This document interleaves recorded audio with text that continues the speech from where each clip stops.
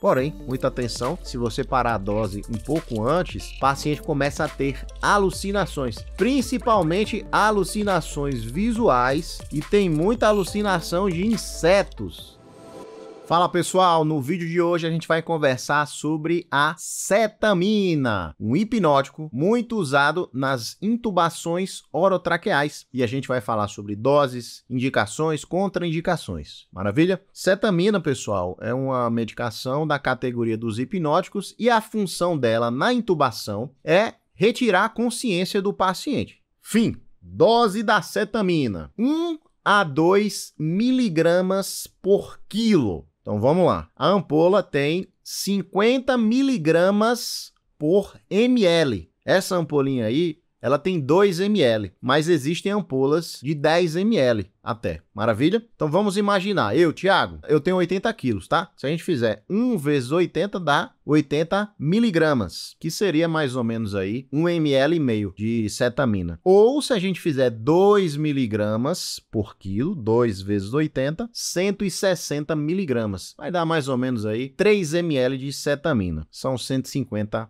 miligramas, tá? Caso você queira, você pode fazer essa conta, né? De 1 a 2 miligramas por quilo. Eu costumo sugerir para os nossos colegas ir mais para os 2 miligramas, mesmo nos pacientes graves, tá? Os pacientes chocados, pacientes muito críticos, porque a cetamina ela possui poucos efeitos com relação à hipotensão arterial. Mas, como regra geral, como regra da vida, se você fizer entre 2 a 3 ml de cetamina, para a maioria dos pacientes, eles estão bem cobertos. Então, digamos, um paciente mais pesado, 90, 100 quilos, você pode fazer 3 ml de cetamina. Paciente mais leve, 50, 60 quilos, você pode fazer 2 ml de cetamina. Então, para o paciente grave, para o paciente crítico, o paciente que está chocado, na maioria das vezes, você vai escolher entre 2 agentes hipnóticos, ou a cetamina ou o etomidato. E aí entra uma grande polêmica aí da medicina, né? Que tem uns que defendem a cetamina, tem uns que defendem o etomidato, que é o meu caso, né? Eu gosto mais do etomidato. Não existe ainda nenhum trabalho grande que seja um trabalho bem feito falando que um é melhor que o outro. Então vai muito da sua preferência pessoal, certo? Se você gosta de usar cetamina, use cetamina. Se você gosta de usar o etomidato, use o etomidato, que é o meu caso. Mas como eu vou sustentar essa opinião, né? Estou já falando aqui a favor do etomidato e não tão a favor assim da cetamina. Em primeiro lugar, entra a questão da escola. A minha escola é uma escola da anestesia ou anestesiologia. Nós costumamos ir mais para o etomidato. Já na escola dos emergencistas,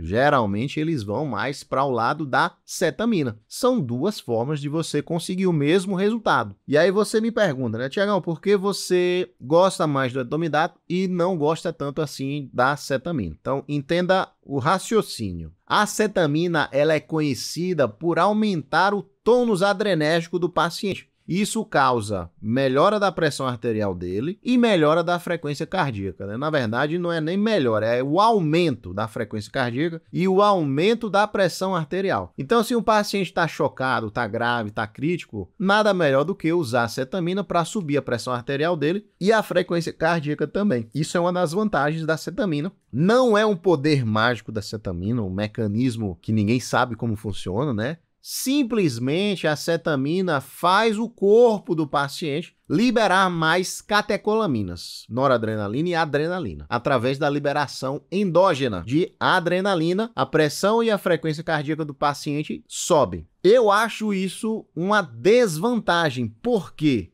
Porque, às vezes, quando você faz a intubação com a cetamina, a frequência do paciente sobe e, após a intubação, ela permanece elevada. E isso, para mim, é um efeito de confusão. Eu fico em dúvida se o paciente está com a frequência cardíaca elevada porque ele está sentindo dor, se o paciente está com a frequência cardíaca elevada, se ele está acordando, está com uma superficialização da consciência, ou se ele está com a frequência cardíaca elevada por efeito da cetamina. Não dá para saber. Com o etomidato, não. O etomidato não causa o aumento da frequência cardíaca, então você tem mais clareza, certo? Fala, meus amigos e minhas amigas, interrompendo aqui rapidinho o seu vídeo, eu quero dar um lembrete aqui para você que gostaria de ter mais contato comigo. Recebo muitas mensagens, poxa, Tiagão, queria lhe acompanhar, né? Queria participar mais das suas atividades. A melhor forma de você fazer isso é fazendo um curso comigo,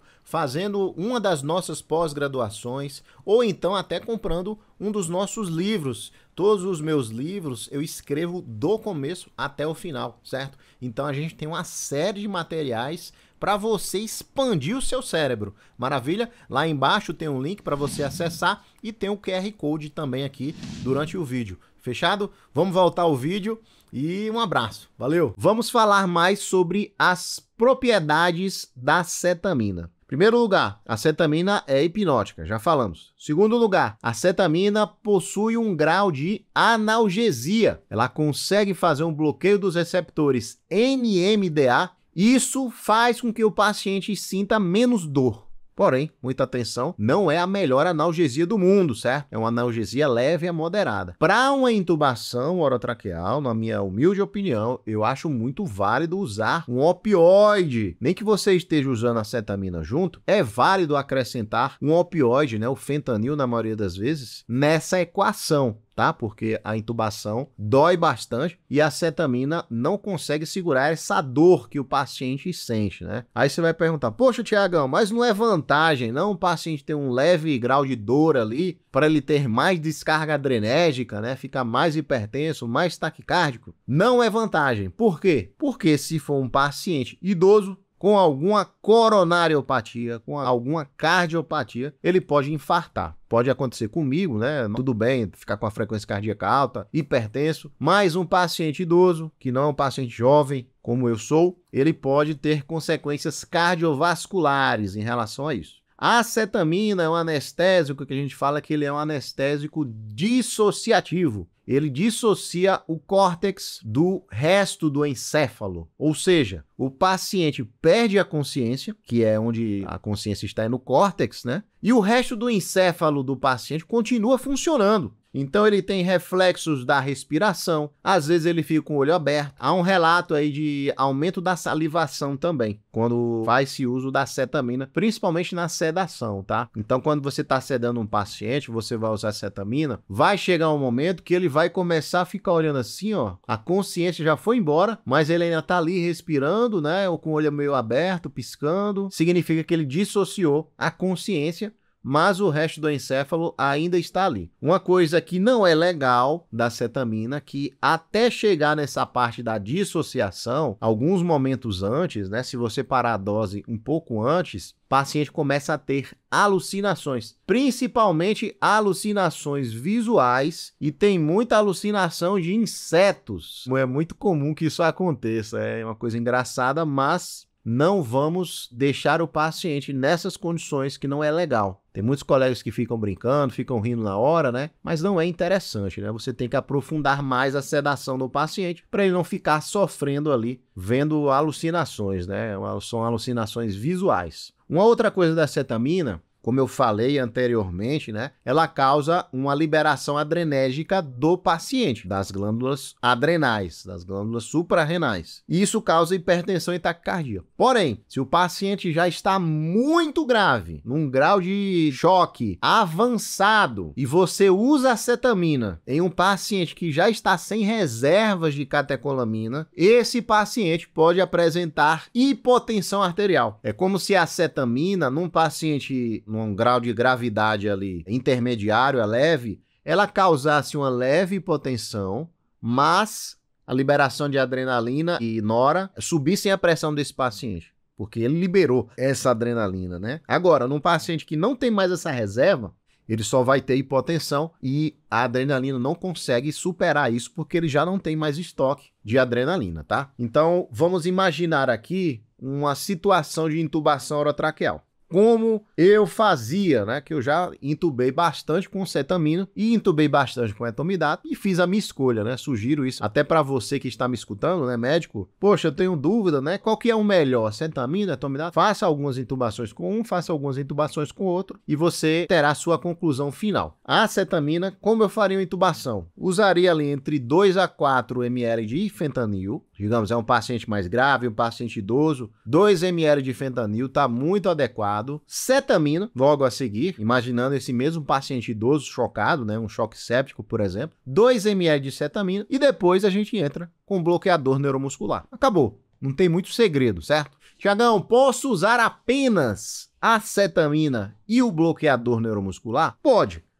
Poder você pode. Só que após a intubação orotraqueal, você tem que ficar de olho na frequência cardíaca e na pressão arterial do seu paciente. Ela pode aumentar e aí você vai ficar na dúvida, né? É efeito da cetamina ou é dor?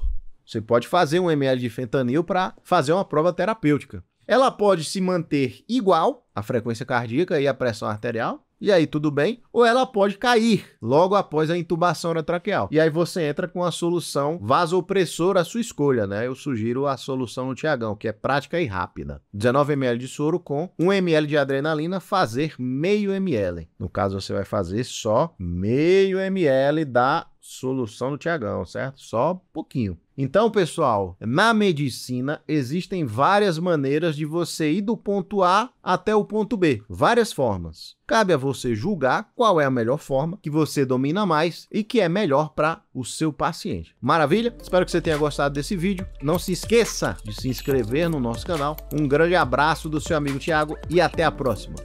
Valeu!